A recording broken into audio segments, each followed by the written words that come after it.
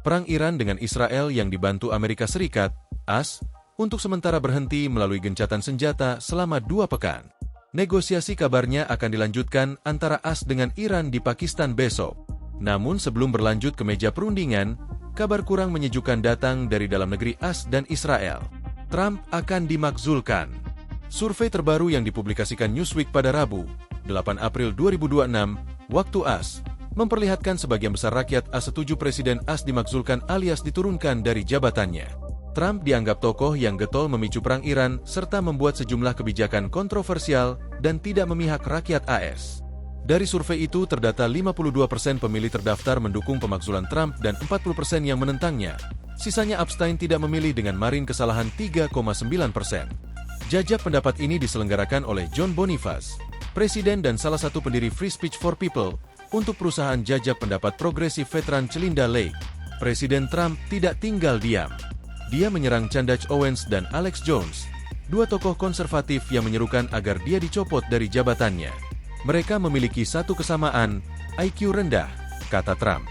Mereka orang bodoh, mereka tahu itu, keluarga mereka tahu itu, dan semua orang juga tahu itu. Netanyahu diseret ke pengadilan. Sementara itu di Israel, Perdana Menteri Israel Benyamin Netanyahu menghadapi masalah politik dalam negeri. Dia juga akan dihadapkan di pengadilan pekan depan. Dikutip dari Jerusalem Post, Jumat, 10 April 2026, para pemimpin oposisi Israel menuduh Netanyahu gagal memenuhi tujuan perang setelah gencatan senjata Iran. Mantan Perdana Menteri Naftali Bennett, lawan politik Netanyahu dalam pemilu mendatang, mengatakan dalam konferensi pers pada Rabu malam bahwa tujuan perang telah diuraikan dengan jelas sebelumnya dan belum tercapai sebelum gencatan senjata. Bennett mengatakan bahwa Netanyahu berbohong kepada publik dan menjual ilusi tentang apa yang bisa dimenangkan.